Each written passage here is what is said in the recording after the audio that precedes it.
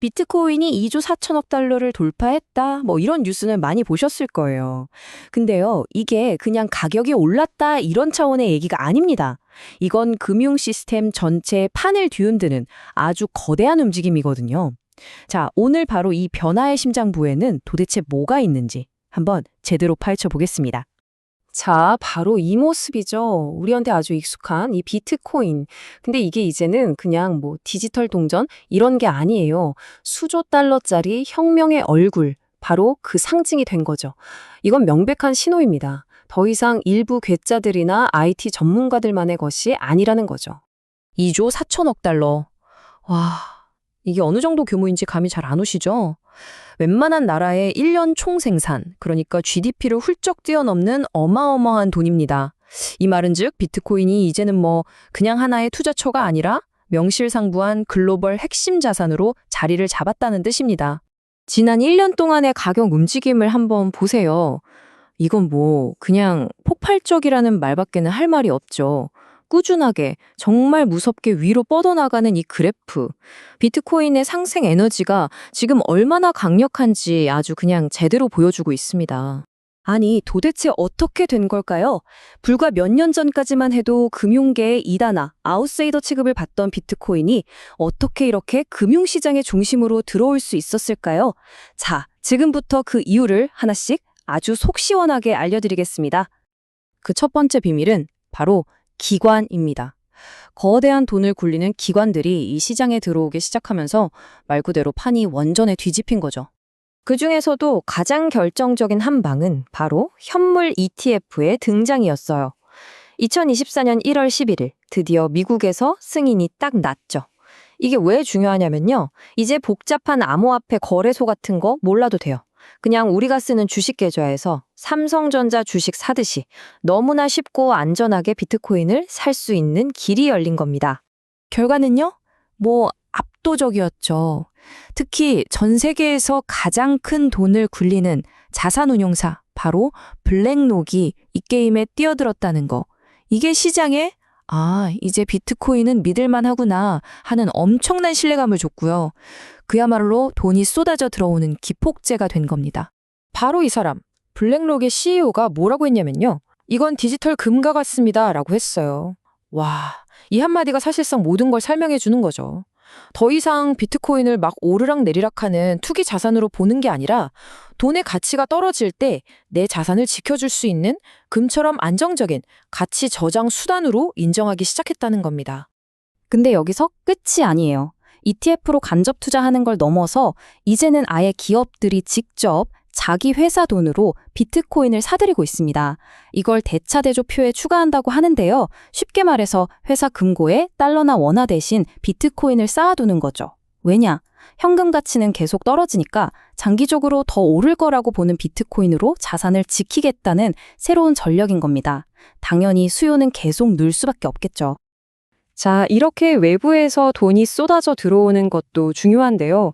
비트코인 그 자체, 그러니까 내부적으로도 아주 큰 기술적인 변화가 일어나고 있습니다. 한번 들여다볼까요?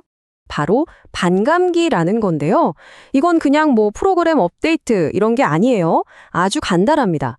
비트코인이 새로 채굴되는 양이 딱 절반으로 줄어드는 이벤트예요. 생각해 보세요. 찾는 사람은 그대로인데 새로 나오는 물량이 반으로 줄어든다? 당연히 가격이 오를 수밖에 없는 압력이 생기겠죠. 이게 바로 비트코인의 희소성을 계속해서 높여주는 아주 핵심적인 장치인 셈입니다. 그리고 또 하나, 레이어 2라는 기술이 있어요. 이게 뭐냐면 비트코인이라는 기존에 꽉 막힌 도로 위에 쌩쌩 달릴 수 있는 급행 전용 차선을 새로 뚫는 거라고 생각하시면 쉬워요. 이 혁신 덕분에 비트코인은 이제 단순히 금처럼 저장만 해두는 자산을 넘어서서 뭐 탈중앙 금융, 디파이나 NFT 같은 여러 가지 프로그램들을 실행할 수 있는 하나의 거대한 플랫폼으로 진화하고 있는 겁니다. 가능성이 정말 무한해진 거죠. 자, 그럼 이런 복잡한 이야기들이 그래서 우리 같은 일반 투자자들한테는 대체 무슨 의미가 있는 걸까요? 내 포트폴리오에는 이걸 어떻게 담아야 할까? 지금부터 비트코인을 다른 전통 자산들과 한번 비교해 보면서 그 답을 찾아보겠습니다. 이 그래프를 보시면 말이 필요 없죠. 다른 자산들과 수익률을 비교해 보면 그 차이가 정말 어마어마합니다. S&P 500이나 나스닥, 우리가 익히 아는 이런 주식시장 지수들을 그냥 압도해 버리죠. 성장 잠재력만큼은 정말 비교 대상이 없다는 걸 제대로 보여주고 있습니다. 우리가 흔히 비트코인을 디지털 금이라고 부르잖아요. 그런데 실제 가격 움직임을 보면 금과는 완전히 딴판이에요. 금이 좀 안정적으로 움직인다면 비트코인은 보시다시피 변동성이 훨씬 크죠. 대신에 수익률도 훨씬 높고요. 이게 바로 비트코인만이 가진 아주 독특한 특징, 즉 하이 리스크, 하이 리턴의 성격을 명확하게 보여주는 겁니다. 근데 여기서 정말 재미있는 사실이 하나 있어요. 데이터를 뜯어보니까 비트코인이랑 금 가격 사이의 상관관계가 거의 0에 가깝다는 거예요. 이게 무슨 말이냐면 디지털 금이라는 별명이 무색하게도 금값이 오른다고 비트코인이 따라 오르거나 내린다고 같이 내리거나 이런 규칙이 전혀 없다는 뜻입니다. 둘이 완전히 따로 논다는 거죠. 이건 포트폴리오를 짤 때 아주 중요해요. 서로 보완제가 될 수 있다는 강력한 증거거든요. 자, 샤프 지수라는 게 있습니다. 말이 좀 어려운데 쉽게 말해서 내가 감수한 위험 대비 얼마나 보상을 잘 받았나를 보여주는 성적표 같은 거예요. 이 점수가 높을수록 투자를 잘했다는 뜻인데요. 보세요. 비트코인이 변동성이 엄청 크잖아요. 그런데도 불구하고 그 위험을 감안하더라도 주식시장보다 훨씬 더 뛰어난 성과를 냈다는 게 이 지표로 증명되는 겁니다. 자, 그럼 이걸 다 종합해보면 결론이 뭘까요? 비트코인은요, 내 전체 투자금의 작은 일부, 그러니까 전문가들은 보통 1에서 5% 정도를 추천하는데요.